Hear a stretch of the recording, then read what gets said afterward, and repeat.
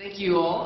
It's my pleasure to have Sean here with us. SOSV is a VC firm that I think many of you may not know about, but that is exactly why we're delighted to have Sean here. They're actually one of the most active early stage VCs on the planet, and you don't get there easily, right? A lot of VCs very active around the world. So it's my pleasure to have kind of a secret success here, in my opinion, SOSV, and maybe Sean here can give us tell us some of the secrets today. So Sean, why don't you just start out by introducing yourself, how you started SOSV, and how, we'll get right to it, how you became one of the world's most active investors. Thanks. Actually, just to know the audience a little bit, how many of you guys are like entrepreneurs yourselves? How many are investors? Okay. How many are like, I don't know, institutional type people or corporates? Okay, cool. Great. So just to be able to couch my talk a little bit better, that's helpful. Yeah, so my own background kind of resembles China's background a little bit. Just like the last speaker was talking about people growing up from poverty. My own background in the 1960s, when I was born, I started with nothing. With my family, I had a single mom, just like the last speaker was talking about, raising the 9 children. I had a deadbeat dad, father, who sort of left the family and left my mother to raise us. So I came from nothing, much like China seems to have come, and traveled a long distance in my life. And the way that I got there, just like China, is through a dedication. Like all Irish moms, she had a strong dedication to education. She had herself gone to university, which is, at her time was very advanced. And all 9 of the children went to university. I went for engineering, and I started a technology company right out of college. So that company was a company called MapInfo. So if you've ever typed an address into a computer or into your smartphones and seen a street map, like how I got here today, that's what MapInfo invented. And it became, we started it in 1985, before anyone here in the room was born. But it then took off, went public in '94, became a couple $100 million company. And even the maps here in China, by Maps ABC, that's a spin out of MapInfo that came out to China in the late '90s. So the staff that had worked at MapInfo created their own startup and became very successful in creating maps for China as well. So when that company went public, I was 28 years old. That was a lot of years ago. And I then began investing, and I became a super angel and started doing other companies as well. And I also, I guess my other technical achievement is I coined the term cloud computing, which I think you probably are familiar with, back in 1996, and I trademarked it back in '97. So those are sort of my technical achievements. Then I was investing and just really as a super angel, and then that became an institution about 10 years into it, when the money I'd invested became worth hundreds of millions of dollars. And then that's how you may have seen William Balbine on the panel before this. He's a general partner at SOSV. He runs the Chinaccelerator program here. Cyril Ebersweiler and Duncan Turner run our programs at HAX in Shenzhen, and William Balbine also oversees the MOX program in Taipei, and we have other programs throughout the world. So we're a very global investor, as you mentioned. We like to be involved in the technologies that are leading the world wherever that leadership is taking place. There's a lot of leadership in global technologies coming right from here in China, which is why we are so involved at the stage we're involved. And also from my own experience of having just been 21 years old and starting my first company and not having any idea as to how to run a company, I benefited greatly from mentors who helped me and helped our company and invested in our company at the earliest stages. And so that's what we try to do with Chinaccelerator and MOX and all of SOSV, is investing and getting a lot of mentorship and angel investors involved at the very earliest stages. So that's a little bit about our background. So the SOSV is known as the Accelerator VC. So you've really niched yourself as focusing on accelerators as your primary and almost only source of deal flow. That's actually right. So even though only 25% of our capital is put into the companies at the accelerator stage, most of our capital is deployed into the companies as they continue to grow. But we're not the lead investor past the accelerator phase. Other investors, angels, but mostly, Sand Hill Road VCs or Beijing VCs or global VCs are investing into the companies and become the lead investors at later stages.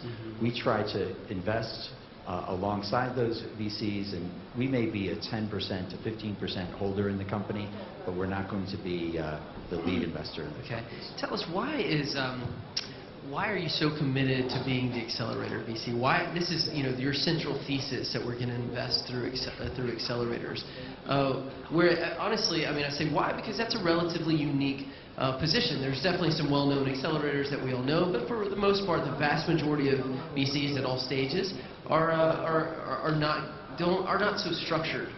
So why are you so committed to accelerators? Okay, so actually, I think you get the best deal flow at the accelerator stage, and that's because SOSV is super concentrated into these verticals. We are the world's leading hardware accelerator through HACS.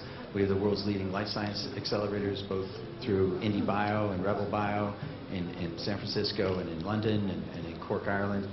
And as a result, we get many thousands of applications by first-time entrepreneurs. So why are first-time entrepreneurs important?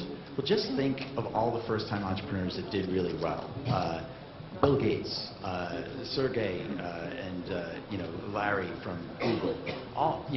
Loads of the best companies, the best investments you can possibly make are made in first-time entrepreneurs. So the best chance that those first-time entrepreneurs have is not with a Series A investor that is going to be looking for $5 to $10 million in revenue in a company before they're going to put any money into the company. It's actually from people who don't have, those people that don't have a track record have to look elsewhere. And so we want to capture those first-time entrepreneurs who are amazing entrepreneurs. We have to capture them at the accelerator stage and get the equity at that stage, because we don't have that much capital to manage. We only are managing a total of $300 million right now, and with our new fund that's coming out, it'll be more like $500. Well, it's a $250 million fund on top of the money that we're managing right now. So it's a small amount of capital to deploy.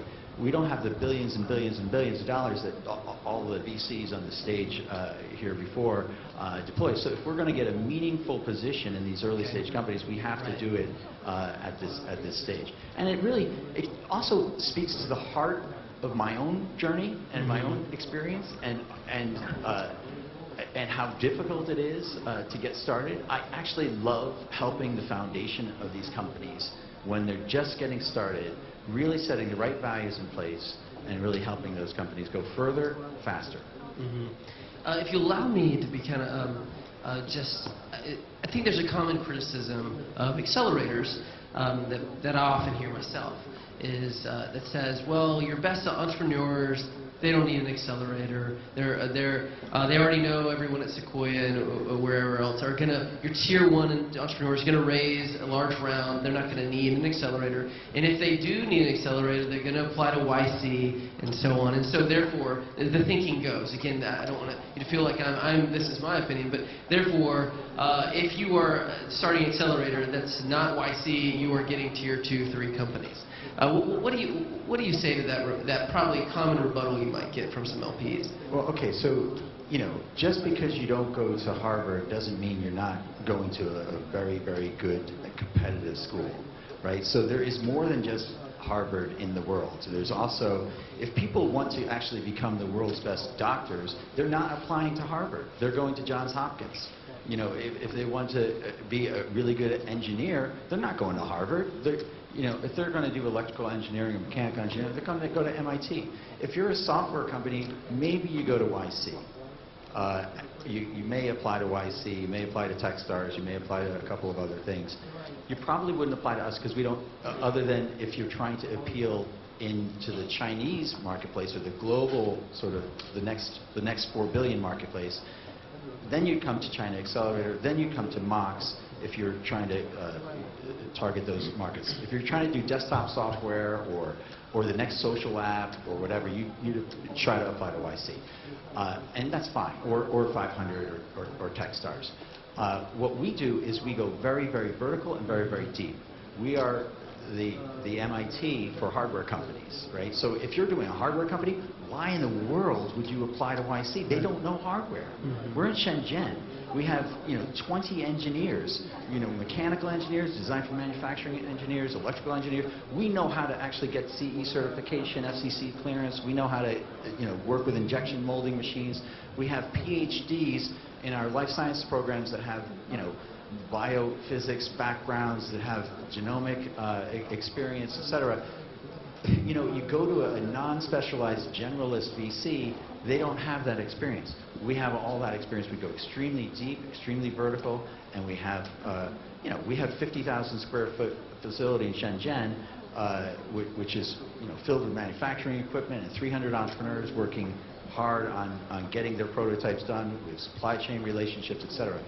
You'd be an idiot to go to an accelerator that doesn't have that if you're trying to be the best in the world at hardware. You'd be an idiot not to go to IndieBio or RebelBio if you're trying to create a life science project.